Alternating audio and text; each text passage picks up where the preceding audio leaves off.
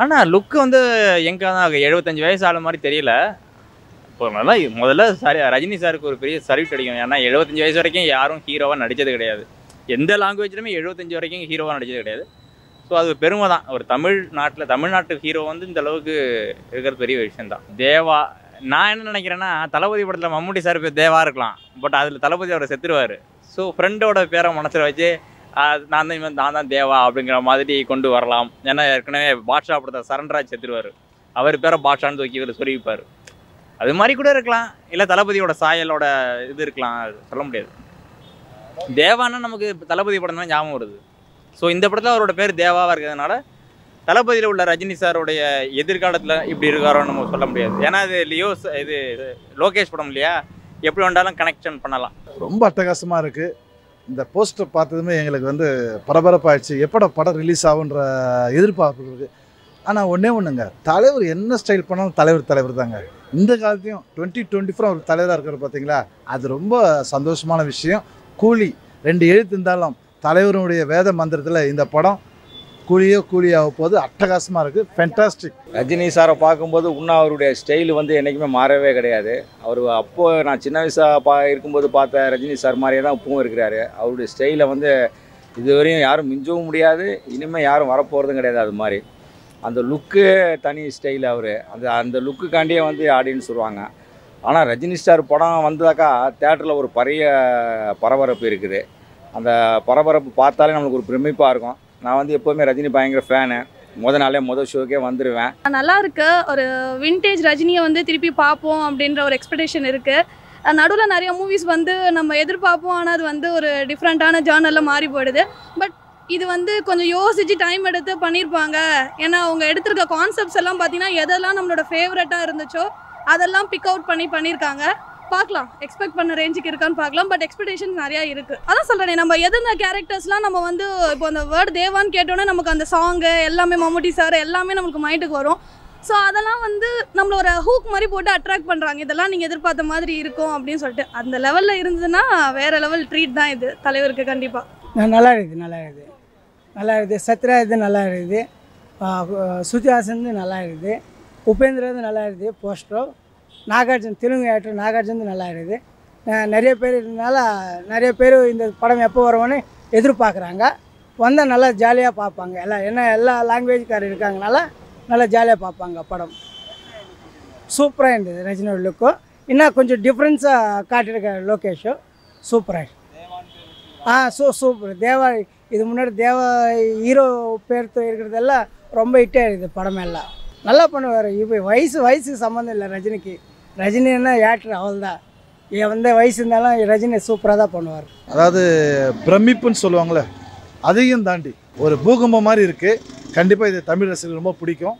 நாங்கள் எதிர்பார்க்குறோம். போஸ்டரு நல்லா தான் இருக்குது. எல்லா லாங்குவேஜிலும் உள்ள ஹீரோஸ்லேயும் ஒவ்வொரு நாளும் ஒவ்வொரு ஃபேஸ் போட்டு இவர் இந்த படத்தில் இருக்கார் அப்படிங்கிற காட்டுறாங்க. மல்டி ஸ்டார் படம் தான் இது ரஜினி சார் படம்னு சொல்ல முடியாது. இது மல்டி ஸ்டார் படம். ஆமாம், தெலுங்கில் நாகார்ஜுனா எடுத்துட்டார், கன்னடத்தில் உபேந்திரா சார், அப்புறம் இங்கே தமிழில் மூத்த ஹீரோ சத்யராஜ் சார், அப்புறம் மலையாளத்தில் திலீப் இருக்கார், அப்புறம் இந்த மஞ்சுமல் பாய்ஸ் படத்தில் உள்ள ஒரு ஆர்டிஸ்ட் இருக்கார். ஸோ எல்லா லாங்குவேஜ்லேயும் ஒவ்வொரு ஆள் எடுத்துட்டாங்க. ஸோ இது மல்டி ஸ்டார் படம் தான்.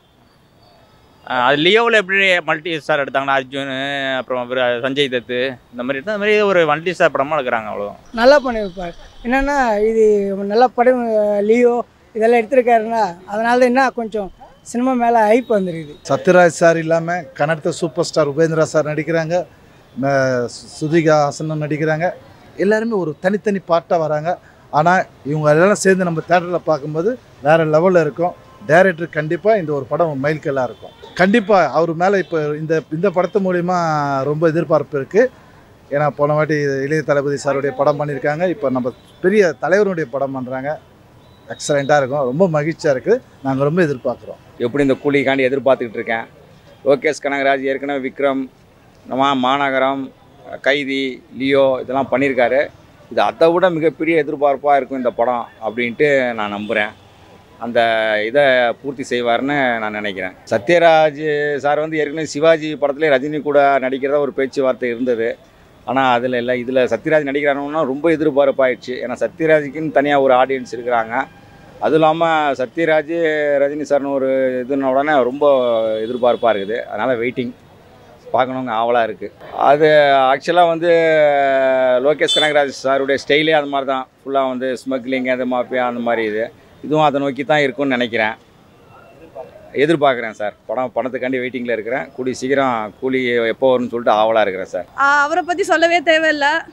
ஸோ அவர் அதான் சொல்கிறேன்னே, இது வந்து ரஜினி ஃபேன்ஸுன்னு ஒரு ஃபேன் பேஸ் இருக்குது, இவருக்குன்னு ஒரு தனி ஃபேன் பேஸ் இருக்குது. ஸோ அவங்க 2 பேரும் சேர்ந்து ஒர்க் பண்ணுறப்போ எக்ஸ்பெக்டேஷன்ஸ் நிறையா இருக்கும். இப்போ இருக்க கரண்ட் பீப்புளில் அவர் வந்து ஒரு நல்ல டேரக்டர் தான். கண்டிப்பாக நல்ல எக்ஸ்பெக்டேஷன் இருக்குது, பார்ப்போம். இல்லை அந்த கேரக்டர்ஸ் எல்லாம் தான் சொல்கிறேன். இப்போல்லாம் பார்த்தீங்கன்னா நிறைய மூவிஸில் வந்து முக்கியமான கேரக்டர்ஸ்லாம் காமிக்கிறாங்க, ஆனால் அவங்களுக்கான வெயிட்டேஜ் இருக்க மாட்டுது. ஜஸ்ட் வந்துட்டு அப்படியே ஒரு சின்ன ரோலுக்கே ஒரு பெரிய ஆக்டரை கூப்பிடுறாங்க. இந்த படத்தில் அந்த மாதிரி எனக்கு பிடிச்ச எல்லா கேரக்டர்ஸுமே இருக்காங்க. அவங்களுக்கான ஸ்பேஸ் வந்து ஜஸ்டிஃபை பண்ணாங்கன்னா ரொம்ப ஹாப்பியாக இருக்கும். ஏன்னா அது லோகேஷ் பண்ணுவாருன்ற நம்பிக்கை இருக்குது. அவரோட படம் எல்லாமே அப்படி தான் இருக்கும்.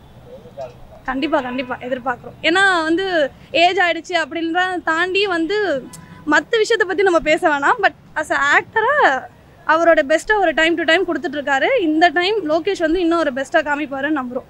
லியோவில் கொஞ்சம் எதிர்மறையான விமர்சனம் வந்ததுனால இதை கொஞ்சம் பார்த்து தான் எடுப்பாருன்னு நினைக்கிறேன். ஒவ்வொரு சீனும் ஃப்ரேம்பாக கொஞ்சம் பார்த்து தான் எடுப்பாருன்னு நினைக்கிறேன். ஏன்னா லியோவில் வந்த எதிர்மறை இதில் இருக்கக்கூடாதுங்கிறதுக்காக கொஞ்சம் பார்த்து தான் எடுப்பார். கண்டிப்பாக நாட்டில் தமிழ்நாடே எதிர்பார்க்குது. ஏன்னா ரஜினி சாருக்கு வந்து இதுக்கு முந்தைய படம் வந்து லால் சலாம், அது பெருசாக போகலை. இதுமாதிரி லோகேஷ் சாருடைய முந்தைய படம் லியோ, அதில் கொஞ்சம் எதிர்மறையான வசூல் இருந்தாலும் எதிர்மறையான இருந்துச்சு. 2 பேருக்குமே எதிர்மறையான முன்னாடி ப்ராஜெக்ட். ஸோ இந்த ப்ராஜெக்டில் 2 பேருமே பார்த்து பண்ணுவாங்க அப்படின்னு ஒரு நம்பிக்கை.